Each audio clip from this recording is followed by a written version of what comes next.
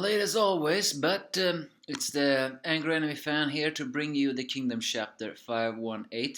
Once again, the Mountain Bandits show us that they are beyond awesome. The most awesome army of Shin has to be the Yontawa Mountain Army. They are so destructive that it's scary. The Kanki army is the cruelest. The Ocean army is the most plagiarist. No, what is that?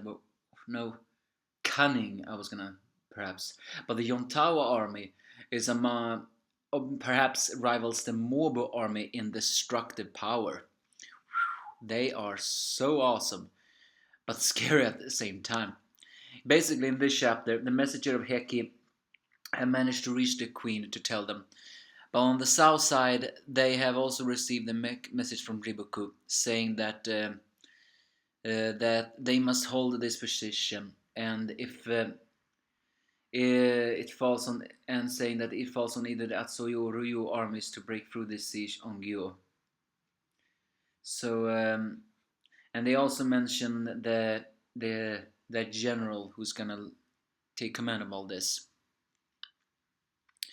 But Riboku mentions also the fact that he do not know much about the mountain bandits, the mountain armies, but they are a force that should not be underestimated. And he reveals the name of the new general called, that general Shusuju. So apparently, what from we know of him, he's apparently called that Orphan of the North, meaning he probably has a very dark and troubled past. That means he gets stronger. Wouldn't surprise me if he has an attack power similar to a great general. However, it is Riboku's final message is saying that depending on how events will unfold, there may be even a need to lure out the Ryu's core forces remain nested within the city. Apparently saying that Ryouyou has a hidden army. I forgot, was that the army of that hidden talent, the one who despised the capital of Sao? Or am I thinking of another city? Either way, Riboku wants to use that army. So, but then on the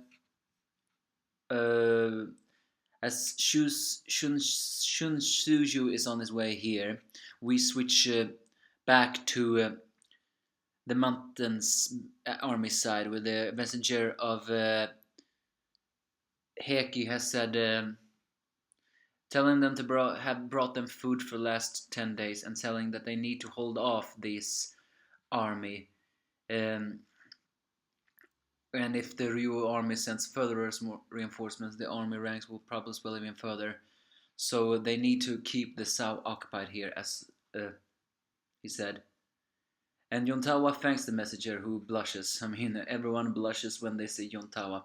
Historically, Yontawa was a man, but I gotta say, in this one, she is one badass, beautiful lady.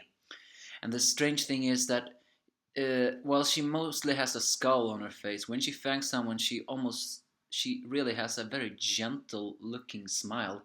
I don't know if that's eerie or very beautiful. Maybe it's both. You can sometimes very difficult to read that lady. It's also pretty funny that the mountain bandits play a little bit with the messenger's helmet. I guess they like what they see.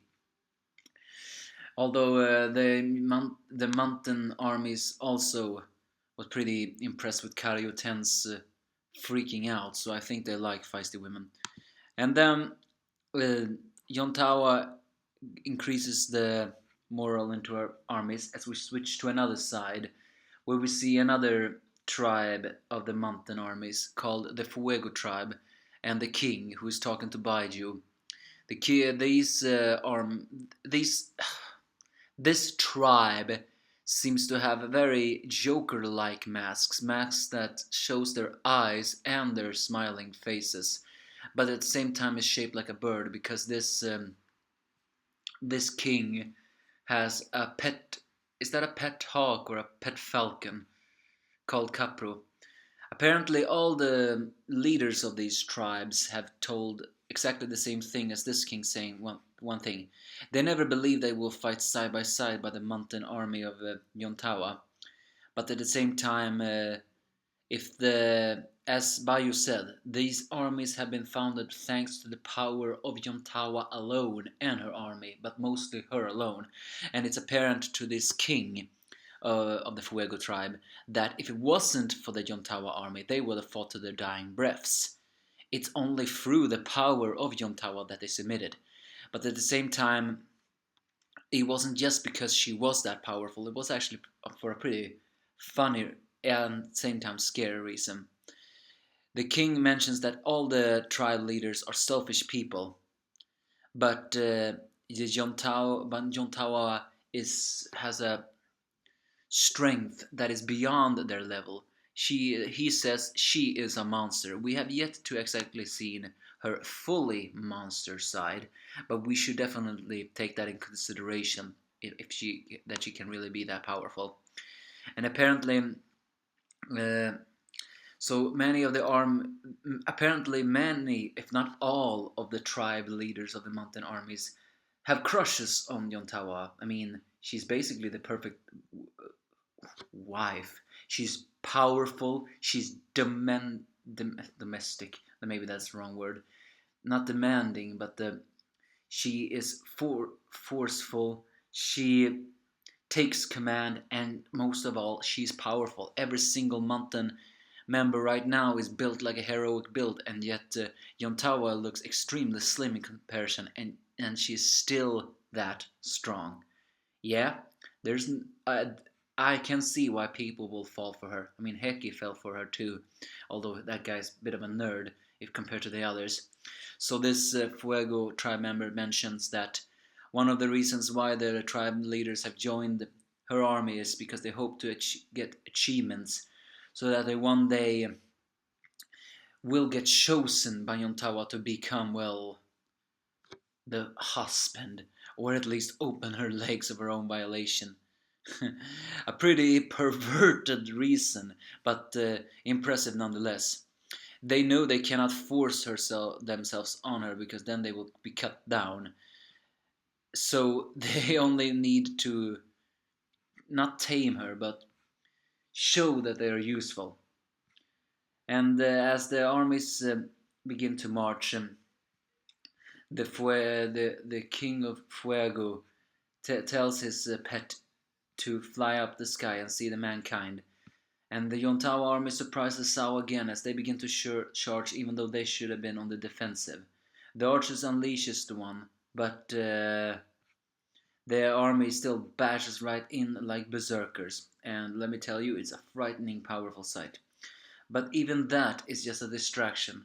In the Yontawa language, they are doing the Danai, which in the plain folk language is the feint.